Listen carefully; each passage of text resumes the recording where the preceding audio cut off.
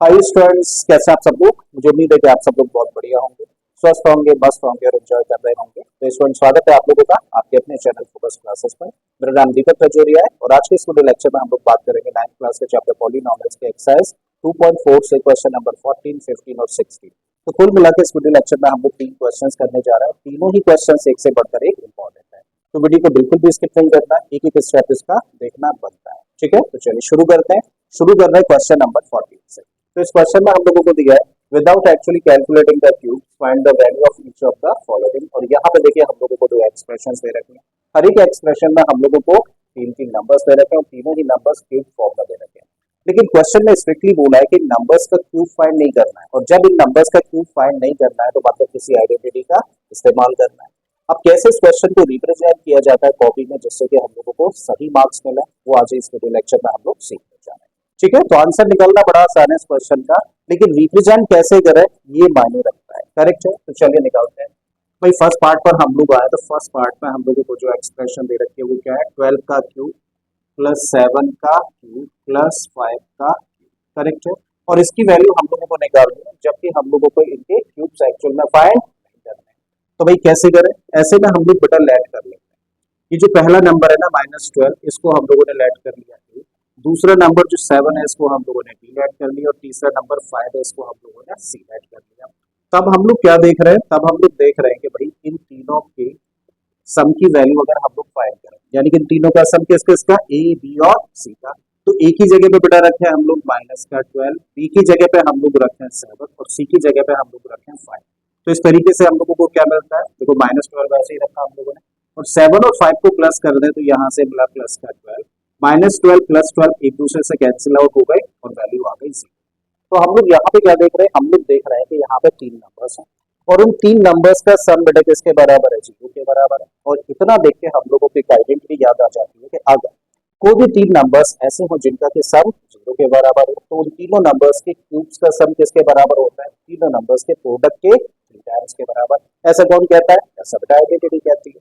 ठीक है, तो यहाँ पे हम लोग मेंशन कर रहे हैं since a plus b plus c equal to 0, therefore a cube plus b cube plus c cube की वैल्यू किसके बराबर होगी, ये होगी बेटा 3abc के बराबर, आइडेंटिटी के अकॉर्डिंग। ठीक है, अब क्या करो, ए बी सी की बेटा वैल्यूज रख दीजिए। ए की जगह पे रखो ए की वैल्यू जो कि कितनी है, -12 और इसका क्यूब लगा दीजिए। बी की जगह पे रखें बेटा हम लोग 7 और इसका क्यूब कर दें, और सी की जगह पे रखें 5 और इसका क्यूब कर दिया। और इस साइड में भी हम लोग एज इट इज करते हैं, बेटा 3 रखा, ए की जगह पे रखा -12, बी की जगह पे 7 और सी की जगह पे 5 हम लोगों ने रख दिया। करेक्ट है, और अब जस्ट क्या करें, इन सबका मल्टीप्लाई करना है। भाई क्वेश्चन में हम लोगों को ये बोला है कि क्यूब नहीं कर सकते, लेकिन ऐसा तो नहीं बोला है कि हम लोग मल्टीप्लाई भी नहीं कर सकते। तो जस्ट क्या करना है, हम लोग तीनों नंबर्स और 3 का मल्टीप्लाई करना है। अब जब इन चारों नंबर्स का बेटा हम लोग मल्टीप्लाई करें तो इनमें एक नेगेटिव नंबर है, तो रिजल्ट कैसा होगा, नेगेटिव। और जब इन चारों का हम लोग मल्टीप्लाई करें तो हमें क्या बनेगा, 1260, मतलब माइनस का 1260 क्या है, इन तीनों नंबर्स के क्यूब्स का सब निकल कर आ जाता है। ठीक है, देखिए यही एक्सप्रेशन थी यहाँ पर, यही एक्सप्रेशन हम लोग यहाँ पे देख रहे हैं। ठीक है, तो हम लोगों ने फर्स्ट पार्ट कर लिया। अब जब फर्स्ट पार्ट हम लोगों ने कर लिया है तो अब आते हैं हम लोग नेक्स्ट पार्ट पर। इसके भाई नेक्स्ट पार्ट में हम लोगों को फिर से इसी फॉर्म में एक्सप्रेशन दे रखी है, तो हम लोग क्या करें, यहाँ पर लेट कर लें। Let 28 equal to what, a minus का 15 इक्वल टू बी और -13 इक्वल टू सी। हम लोगों ने लेट कर लिया कि ए की वैल्यू 28 है, बी की वैल्यू -15 है, जबकि सी की वैल्यू कितनी है, -13 है। तो हम लोग एक चीज फाइंड कर सकते हैं, सम तीनों नंबर्स का, यानी कि ए प्लस बी प्लस सी की वैल्यू निकालें। ए की जगह पर रखा हम लोगों ने 28, बी की जगह पर -15 और सी की जगह पर -13। आप 28 ऐसे ही रखो, ये दो नेगेटिव नंबर्स हैं तो बेटा साइन 9 नेगेटिव होगा और दोनों आपस में प्लस हो जाएंगे तो कितना हो गया, -28 प्लस का 28 माइनस का 28, रिजल्ट आ गया 0। और अब बोला जा सकता है भाई तीन नंबर्स का सम किसके बराबर है, 0 के बराबर है। तो इन तीनों नंबर्स का क्यूब किसके बराबर होगा, उनके प्रोडक्ट के 3 टाइम्स के बराबर होगा। ठीक है, तो यहाँ पर लिखा है since a plus B plus C equal to 0, therefore a cube plus b cube plus C cube की वैल्यू किसके बराबर होनी चाहिए, 3abc के बराबर।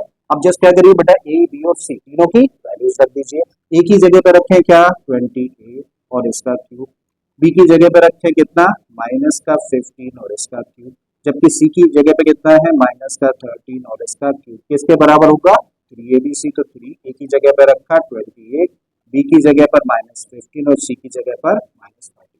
क्या करना है बेटा, इस सारे के सारे नंबर्स का मल्टीप्लाई कर देना है। और अब क्योंकि हम लोग देख रहे हैं यहाँ पे दो नंबर्स कैसे हैं नेगेटिव, और दो नेगेटिव नंबर्स है, तो बेटा जब इनका मल्टीप्लाई करेंगे तो प्रोडक्ट कैसा होगा, प्रोडक्ट पॉजिटिव होगा। ठीक है, तो इन चारों नंबर्स का जब हम लोग मल्टीप्लाई करें तो हम लोगों को मिलेगा, और ये हो जाता है बेटा आंसर इस क्वेश्चन का। ठीक है, तो हम लोगों ने यहाँ पे जो नंबर्स थे उनके क्यूब्स का सम फाइंड कर लिया है यूजिंग एन आइडेंटिटी। अब अगले क्वेश्चन में दिया है कि possible expressions for the length and breadth of each of the following rectangles in this given areas are given like this. तो क्वेश्चन में देखिए हम लोगों को यहाँ पर दो एरियाज दे रखे हैं, दो रेक्टेंगल्स के। अब क्वेश्चन हम लोगों से कह रहा है कि अगर इन रेक्टेंगल्स का एरिया इस तरीके से दिया जाता है तो इन रेक्टेंगल्स की पॉसिबल लेंथ और पॉसिबल ब्रेथ क्या हो सकती है। ठीक है, तो हमें क्या दे रखा है, हम लोगों को एरिया दे रखा है रेक्टेंगल का, और हमें उस रेक्टेंगल की पॉसिबल लेंथ और पॉसिबल ब्रेथ फाइंड करने के लिए बोला गया। ठीक है, तो चलिए करते हैं। भाई एरिया दे रखा है, एक बार इस एरिया को लिखें। तो एरिया ऑफ द रेक्टेंगल हम लोगों को दिया है क्या, 25a² minus 35a plus 12। Correct है, तो ये क्या दे रखा है, रेक्टेंगल का एरिया दे रखा है। और हम लोगों के हिसाब से रेक्टेंगल का एरिया क्या होता है, भाई हम लोगों ने पढ़ा है कि रेक्टेंगल का एरिया तो क्या होता है L इंटू, चाहे तो इसकी जगह पे हम लोग क्या लिख सकते हैं L into B, and this equal to 25a² minus का 35a प्लस 12। तो हम लोग जानते हैं कि रेक्टेंगल का एरिया जो होता है ना वो लेंथ और ब्रेथ का प्रोडक्ट होता है। मतलब एरिया के अंदर दो फैक्टर्स मिलते हैं, लेंथ और दूसरा क्या होता है, ब्रेथ। तो हम लोग क्या करने जा रहे हैं बेटा, इस साइड में जो पॉलिनोमियल हम लोगों को दे रखा है इसको हम लोग बेटा फैक्टराइज करें, और फैक्टराइज करके यहाँ से दो फैक्टर्स फाइंड करें। और जैसे ही दो फैक्टर्स फाइंड करेंगे उनमें से एक पॉसिबल लेंथ बोला जा सकता है और दूसरे को हम लोग पॉसिबल ब्रेथ कह सकते हैं। ठीक है, तो समझ आ गया क्या करने जा रहे हैं हम लोग बेटा, इस पॉलिनोमियल को फैक्टराइज करने जा रहे हैं, और यहाँ से इस पॉलिनोमियल के दो फैक्टर्स हम लोग फाइंड करेंगे, और दोनों फैक्टर्स में से एक पॉसिबल लेंथ बोला जा सकता है और दूसरे को पॉसिबल ब्रेथ हम लोग कह सकते हैं। ठीक है, तो चलिए करते हैं। अब जब इसको फैक्टराइज करना है तो ये एग्जैक्टली कैसी फॉर्म दिख रही है, ये दिख रही है बेटा ax² plus bx plus c जैसी। तो बेटा इसको फैक्टराइज करने के लिए इसके मिडिल टर्म को स्प्लिट किया जा सकता है, और मिडिल टर्म को स्प्लिट करने के लिए हम लोग क्या करते हैं, कोफिशिएंट ऑफ a² और कांस्टेंट टर्म का करते हैं मल्टीप्लाई। तो a² का कोफिशिएंट कितना है, ये है बेटा 25, कांस्टेंट टर्म कितना है 12, और जब इन दोनों को मल्टीप्लाई करेंगे तो इनका प्रोडक्ट पॉजिटिव आएगा कि नेगेटिव आएगा। देखो कोफिशिएंट भी पॉजिटिव, कांस्टेंट टर्म भी पॉजिटिव, मतलब इन दोनों का जो प्रोडक्ट है वो कैसा है, अपने आप में पॉजिटिव नंबर है। अब हम लोग क्या करें, इस प्रोडक्ट को बेटा करें फैक्टराइज, और जब हम लोग फैक्टराइज करें तो 25 के फैक्टर्स होते हैं 5 इंटू 5, जबकि 12 के होते हैं 2 इंटू 2 इंटू 3, क्योंकि प्रोडक्ट कैसा है, पॉजिटिव है। तो पॉजिटिव प्रोडक्ट होने के केस में हम लोग इन फैक्टर्स के दो पार्ट्स करते हैं, सच दैट कि दोनों को प्लस करने पे क्या आना चाहिए, ए के साथ लिखा गया नंबर। इस साइन से हमें अभी कोई मतलब नहीं, तो हमें क्या लेके आना है, दोनों को प्लस करके बेटा 35 चाहिए। और जब दोनों को प्लस करके 35 चाहिए तो कैसे आ सकता है, देखो एक फैक्टर तो हम लोग ये लेना है 5 इंटू 2 इंटू 2 का मतलब हुआ 20, और दूसरा फैक्टर बेटा ये लेना है 5 इंटू 3 का मतलब हुआ 15, और दोनों को प्लस करेंगे तो आ रहा है ना 35, और साथ में अगर ए लगाते हैं सबके साथ में तो यहाँ पे क्या बना 35, तो 35 ए की जगह पे रख सकते हो 20a प्लस 15a रख देते हैं भाई। तो यहाँ पे 25a² है सबसे पहला टर्म, ऐसे ही लिखो, माइनस का साइन है लगाओ, और 35a की जगह पे हम लोग क्या रखेंगे बेटा, इसकी जगह पे रखेंगे 20a प्लस 15a। ठीक है, माइनस साइन होने पे हमेशा ब्रैकेट में रखना है, ये बात याद रखनी है आप लोगों को। प्लस का 12 ऐसे ही रखा, अब ब्रैकेट कर दो ऊपर, तो 25a² माइनस साइन होने की वजह से अंदर के साइन चेंज, तो बेटा दोनों कैसे हो जाएंगे नेगेटिव, और साथ में 12। अब हम लोग देखें कि इन दो टर्म्स में क्या कोई चीज कॉमन है, तो आप कहेंगे यस 5a कॉमन है। जब बेटा 5a हम लोगों ने यहाँ पर कॉमन ले लिया तो यहाँ पे क्या बचेगा, यहाँ पे बचेगा 5a, माइनस का साइन लगा दिया, 5a कॉमन आ गया किसमें से 20a में से, तो यहाँ पे क्या बचता है, यहाँ पे बचता है बेटा 4। ठीक है, माइनस का साइन है फिर से रखिए बेटा, यहाँ पे हम लोग देख रहे हैं क्या इन दो टर्म्स में कोई चीज कॉमन है, तो आप कहेंगे यस 3 इज कॉमन। सो आपने 3 कॉमन लिया, और बेटा जब 15a में से 3 कॉमन ले लिया तो अंदर क्या बचेगा, अंदर बचेगा 5a, माइनस साइन होने की वजह से प्लस किस में चेंज हो गया, माइनस में। 12 में से 3 तो बाहर चला गया तो क्या रह गया, माइनस का 4। अब हमारे सामने देखिए दो टर्म्स है, और इन दोनों टर्म्स में देखें तो क्या कॉमन है, 5a माइनस 4, तो यहाँ पे लिखा आपने 5a माइनस 4 एस कॉमन, और जैसे ही बेटा इस टर्म में से 5a माइनस 4 कॉमन लिया तो यहाँ पे क्या मिलता है हम लोगों को 5a, और यहाँ पर इस टर्म में माइनस का 3।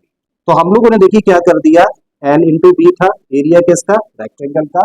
यहाँ भी हम लोगों ने जो एरिया हम लोगों को दे रखा था पॉलिनोमियल फॉर्म में, उसको फैक्टराइज करके दो फैक्टर्स फाइंड कर लिया। तो अब हम लोग क्या कह सकते हैं, हम लोग कह सकते हैं भाई इधर भी अगर दो फैक्टर्स हैं इधर भी दो फैक्टर्स हैं, तो पॉसिबल लेंथ क्या हो सकती है 5a माइनस 4, और पॉसिबल ब्रेथ क्या हो सकती है 5a माइनस 3। या फिर आप इसका उल्टा भी कह सकते हैं, आप कह सकते हैं कि पॉसिबल लेंथ तो भाई क्या हो सकती है 5a माइनस 3, और पॉसिबल ब्रेथ क्या हो सकती है 5a माइनस 4। पॉसिबल बोला है, ठीक है, पॉसिबल का मतलब कौन सी हो सकती है, तो दोनों में से कोई भी लेंथ या ब्रेथ हो सकती है ना, इसका मतलब आप जो भी लिखे आपका आंसर सही होगा। तो चलिए हम लोग लिख देते हैं इस केस में पॉसिबल लेंथ, पॉसिबल लेंथ कितनी हुई, पॉसिबल लेंथ है 5a माइनस 4, और पॉसिबल ब्रेथ की हम लोग बात करें तो पॉसिबल ब्रेथ हो जाती है 5a माइनस 3, और ये हो गया हम लोगों का आंसर। ठीक है, अब अगले पार्ट पर हम लोग आते हैं। तो यहाँ पे हम लोगों को जो पॉलीनॉमियल दे रखा है एक बार लिखें, तो भैया एरिया दे रखा है रेक्टेंगल का कितना 35y square plus 13y minus का 12, और हम लोग जानते हैं कि रेक्टेंगल का एरिया बेटा कैसे रिप्रेजेंट किया जाता है एल इंटू बी से। अब हम लोग क्या करेंगे, इस 35y square plus 13y minus 12 को भी बेटा फैक्टराइज करेंगे, क्योंकि इस साइड में एल इंटू बी लिखा हुआ है, और हम लोगों को पॉसिबल लेंथ और पॉसिबल ब्रेथ फाइंड करनी है, तो इसको भी फैक्टराइज करो और इधर से बेटा दो फैक्टर्स फाइंड कर लो, और जैसे ही दो फैक्टर्स फाइंड करोगे तो उनमें से एक पॉसिबल लेंथ हो जाएगा, दूसरा पॉसिबल ब्रेथ हो जाएगा। ठीक है, अब फॉर्म कैसी बन रही है, इसको फैक्टराइज करना है, तो बेटा A X square plus B X plus C जैसी फॉर्म है, और जब ऐसी फॉर्म है तो ऐसे केस में हम लोग क्या करते हैं, वाई स्क्वायर का जो कोफिशिएंट है इसका मल्टीप्लाई करो कांस्टेंट टर्म के साथ। तो ये पॉजिटिव है और ये नेगेटिव है, तो प्रोडक्ट कैसा होगा, प्रोडक्ट होगा बेटा नेगेटिव। चलिए मल्टीप्लाई करते हैं, दोनों का मल्टीप्लाई करोगे तो कुछ इस तरीके से लिखोगे। ठीक है, तो प्रोडक्ट कैसा हुआ, प्रोडक्ट हुआ नेगेटिव, ये बात आप लोगों को माइंड में रखना।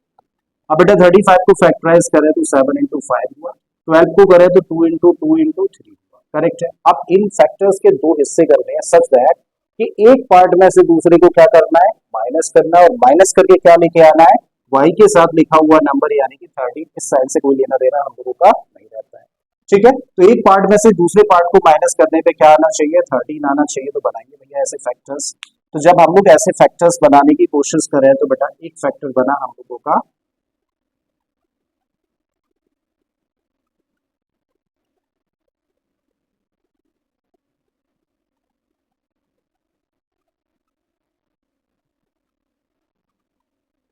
एक फैक्टर बना हम लोगों का 7 इंटू,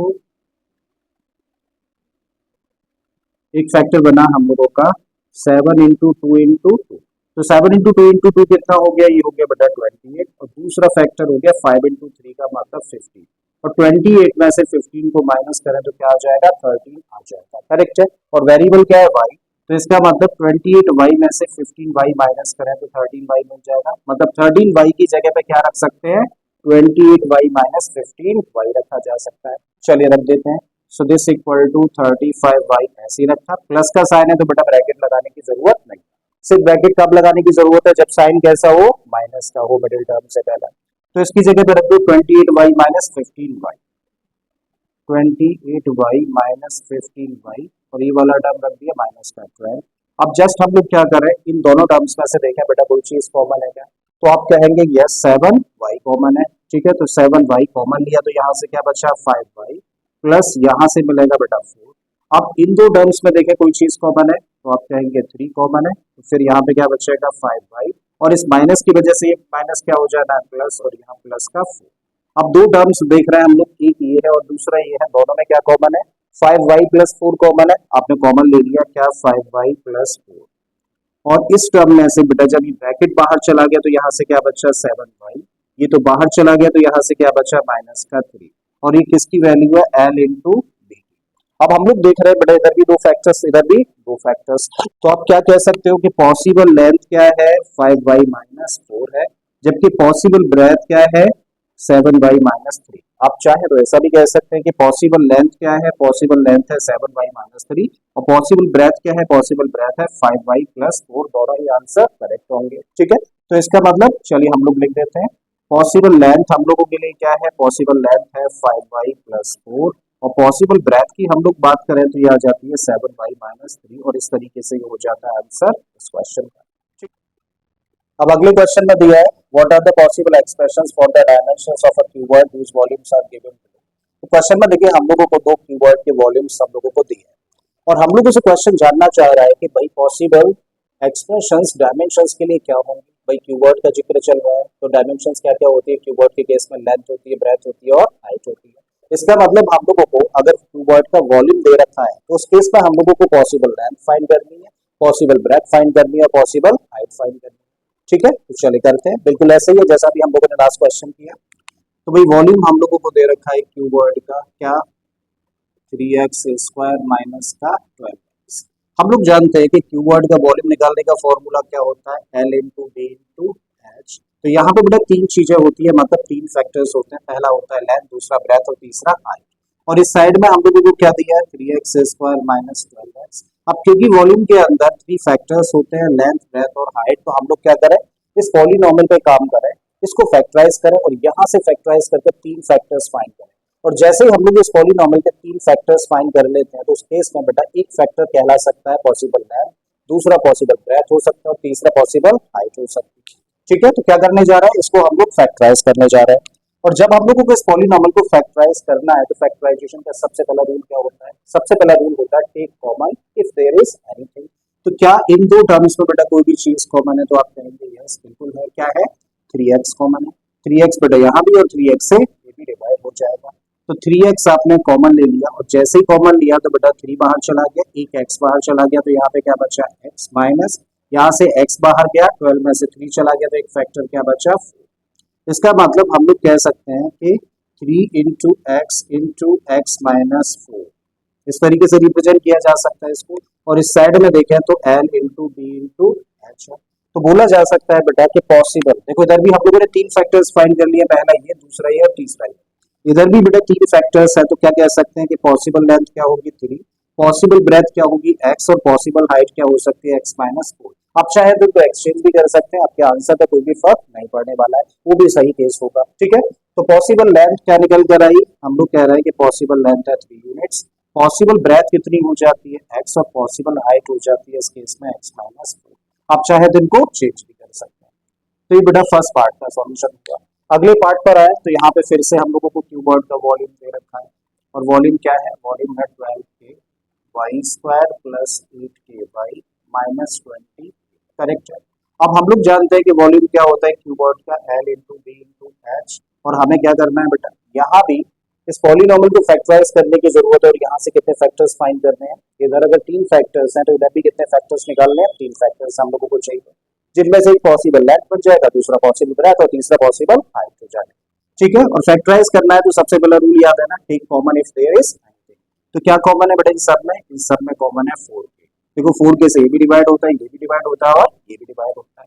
तो 4k बेटा जब इस टर्म में से हम लोगों ने कॉमन ले लिया तो भाई 12 में से 4 एक फैक्टर गया तो क्या बचा, 3 के बाहर चला गया और साथ में क्या रह गया, y²।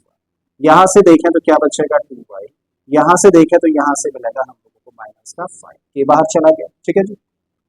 अब बेटा 4k एज इट इज हम लोगों ने रखा और यहाँ पे जो फॉर्म तैयार हो रही है वो कैसी है, ax² plus bx plus c जैसी फॉर्म है। तो मिडिल टर्म को स्प्लिट करके फैक्टराइज किया जा सकता है। तो उसके लिए हम लोग क्या करते हैं, उसके लिए हम लोग बेटा कोफिशिएंट ऑफ y² जो कि यहाँ पर 3 है, कांस्टेंट टर्म कितना है माइनस का 5, जब दोनों का मल्टीप्लाई करोगे तो प्रोडक्ट कितना हो जाएगा, माइनस का 15। बेटा प्रोडक्ट कैसा है, नेगेटिव है। और अब इस प्रोडक्ट के अगर हम लोग फैक्टर्स फाइंड करें तो क्या क्या होंगे, 5 और 3। हमें क्या करना है, दो पार्ट्स करने हैं सच दैट कि एक पार्ट में से दूसरे को माइनस करना और माइनस करके क्या चाहिए, 2 चाहिए, y के साथ लिखा हुआ नंबर। तो देखो 5 में से 3 माइनस करेंगे तो आ जाएगा ना 2। ठीक है, इसका मतलब हम लोग क्या कह सकते हैं, हम लोग बेटा लिख सकते हैं, देखो 3y² को तो ऐसे ही रखो, इस 2y की जगह पे क्या रखा जा सकता है, 5y माइनस 3y रख देते हैं भाई, 5y माइनस 3y और फिर ये माइनस का 5 एज इट इज हम लोगों ने रखा, 4k एज इट इज रखिए। अब हम लोग देख रहे हैं कि इन दो टर्म्स में क्या चीज कॉमन है, y कॉमन है। तो आपने y कॉमन ले लिया तो क्या बचा ब्रैकेट में, 3y प्लस 5। ठीक है, यहाँ पे इन दो टर्म्स में देखें तो कुछ कॉमन नहीं है माइनस के अलावा, तो इसका मतलब क्या कॉमन लिया जा सकता है, माइनस का 1। तो आपने -1 कॉमन ले लिया। जब -1 कॉमन ले लिया तो ये वाला टर्म कैसा हो गया, पॉजिटिव, और ये टर्म भी कैसा हो जाएगा, पॉजिटिव। ब्रैकेट कर दो क्लोज। बेटा 4k ऐसे ही रखा अब इन दो टर्म्स में देख रहे हैं क्या चीज कॉमन है, 3y प्लस 5 कॉमन है, आपने ले लिया कॉमन केस को 3y प्लस 5। तो बेटा ब्रैकेट के अंदर क्या बचेगा, देखो इस टर्म में से तो बाहर गया तो क्या बचा y, माइनस का साइन है रखो, ये बाहर चला गया तो क्या बचा, और इस तरीके से देखो हम लोगों ने तीन फैक्टर्स फाइंड कर लिए। ठीक है, इसका मतलब L into B into H को इस तरीके से रिप्रेजेंट कर सकते हो, और L into B into H को अगर इस तरीके से रिप्रेजेंट कर सकते हो तो आप कह सकते हो कि पॉसिबल लेंथ क्या है 4k, पॉसिबल ब्रेथ क्या है 3y माइनस 5, और पॉसिबल हाइट क्या है y माइनस। ठीक है, तो पॉसिबल लेंथ कितनी हुई 4k, पॉसिबल ब्रेथ हो जाती है 3y प्लस 5, जबकि पॉसिबल हाइट हो जाती है y माइनस 1, और ये आंसर हो जाता है इस क्वेश्चन का। ठीक है, तो मुझे उम्मीद है कि आप लोगों को तीनों ही क्वेश्चंस बड़े अच्छे से समझ आए होंगे। अगर ऐसा है तो प्लीज वीडियो को लाइक कर दें, चैनल को सब्सक्राइब कर लें अगर आपने अभी तक चैनल को सब्सक्राइब नहीं किया, और अगर हो सके तो इस वीडियो लेक्चर को अपने दोस्तों के साथ में शेयर भी करना है। मैं फिर से आता हूँ एक और इसी तरीके की वीडियो के साथ में, till then keep learning and thank you for watching this video.